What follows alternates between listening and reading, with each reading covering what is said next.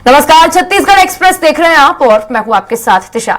चलिए बुलेटिन की शुरुआत करेंगे राजधानी रायपुर से आ रही बड़ी खबर के साथ। बता दें, महादेव सट्टा ऐप में रायपुर पुलिस को बड़ी सफलता हाथ लगी है। पुलिस ने पुणे से एक साथ 26 सटोरियों को गिरफ्तार किया है। सटोरियों के तार सौरभ चंद्राकर और रवि उप्पल से जुड़े हुए हैं।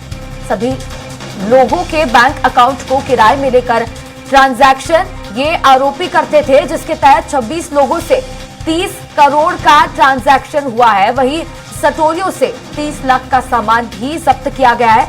अब रेड्डी अन्ना और महादेव ऐप लेजर 10 ऐप के सरगना पुलिस की गिरफ्त में है। पुलिस ने सब्जी वाला और दूध वाला बनकर रेकी की, जिसके बाद इस बड़ी सफलता को हाथ लगाया गया है, जिसमें पता चला है कि सटोरियों ने खाना बनाने के लिए 3 कुक रखे थे, जिन्हें बाहर जाने नहीं दिया जाता था।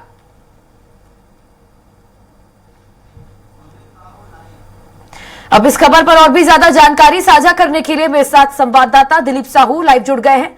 दिलीप, महादेव सट्टा मामले में बड़ा अपडेट निकलकर सामने आया है। रायपुर पुलिस को बड़ी सफलता हाथ लगी है। पुणे से 26 सटोरिये गिरफ्तार। फिलहाल क्या अपडेट?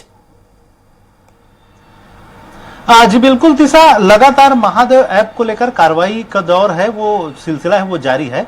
और जिस तरह से महादेव ऐप को लेकर पिछला विधानसभा चुनाव के दरमियान भी एक बड़ा मामला आया था और लगातार बीजेपी कांग्रेस सरकार पर आरोप लगाती रही है कि इस तरह की जो चीजें हैं उस पर कहीं न कहीं सरकार का वरद हस्त है, इस तरह के आरोप लगाती रही है। और क्योंकि अब सरकार बदल चुकी है, 3 महीने से अधिक समय हो गए हैं, प्रदेश में बीजेपी की सरकार है, केंद्र में भी बीजेपी की सरकार, और कांग्रेस की ओर से आरोप लगाते रहे हैं कि सट्टा जो चलाने वाले हैं अभी भी जारी है महादेव ऐप, क्योंकि केंद्र को इसको दखल देना चाहिए और उन्हें उस पर बंद कराना चाहिए। हालांकि इस मामले को लेकर लगातार रायपुर पुलिस भी कार्रवाई करती रही है और कांग्रेस की जब सरकार थी तब भी बड़ी कार्रवाइयां हुई थी। इसी मामले में देखा जा सकता है कि पुलिस ने को एक और बड़ी सफलता हाथ लगी है।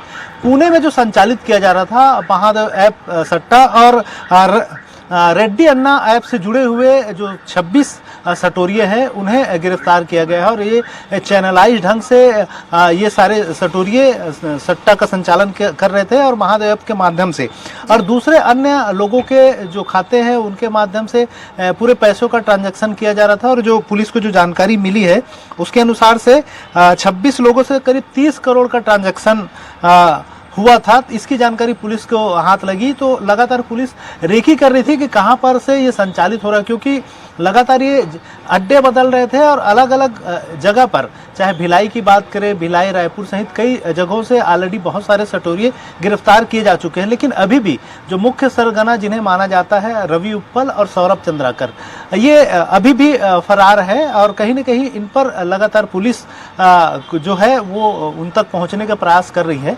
और इसी कड़ी में जो हाथ लगा, इससे ये कहा जा रहा है कि इनके जो तार है, जितने सटोरिये पकड़ाए गए हैं 26 सटोरिये, ये मुख्य सरगना जो सौरभ चंद्राकर है उनसे इनके तार जुड़े हुए हैं और कहीं न कहीं पुलिस इन तक भी पहुंच पाएगी आगे चल के। तो इस तरह से एक बड़ी सफलता कही जा रही है, क्योंकि लगातार महादेव ऐप को लेकर जिस तरह से चुनाव में राजनीति भी आ भी रही है और लगातार ये बातें सामने आई कि सरकार और बहुत सारे अधिकारियों कर्मचारियों का भी वरद हस्त था, तो कहीं न कहीं इसको देखा जाए तो एक बड़ी कार्रवाई है, पुलिस की एक बड़ी सफलता है।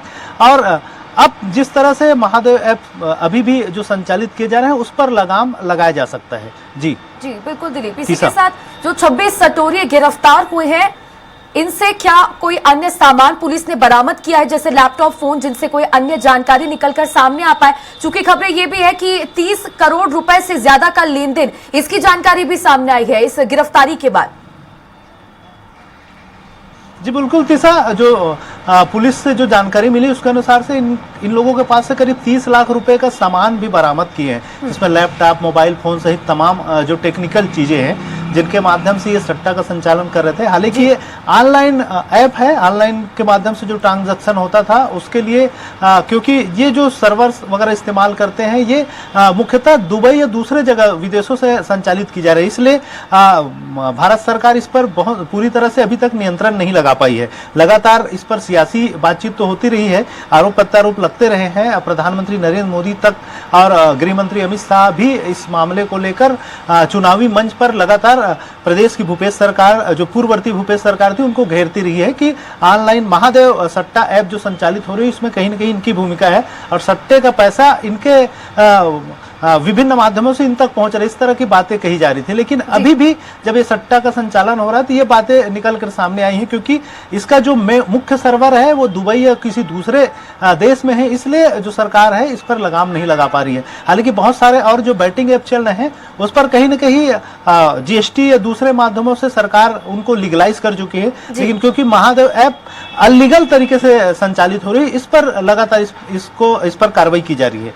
और देखना होगा आने वाले समय में जिस तरह से इनके पास से जो सामान बरामद किए हैं 30 लाख रुपए से अधिक का, जिसमें लैपटॉप, मोबाइल सहित अन्य जो टेक्निकल सामान है, तो ये कहा जा रहा है कि इसके माध्यम से और जो काफी कुछ खुलासा होंगे आगे चल के। लेकिन पुलिस ने फिलहाल अभी बताया है कि जांच इस पर जारी है और जल्द इस पर और नए खुलासे हो सकते हैं। जी बिल्कुल। चलिए ठीक है, शुक्रिया दिलीप जुड़ने के लिए और जानकारी साझा करने के लिए।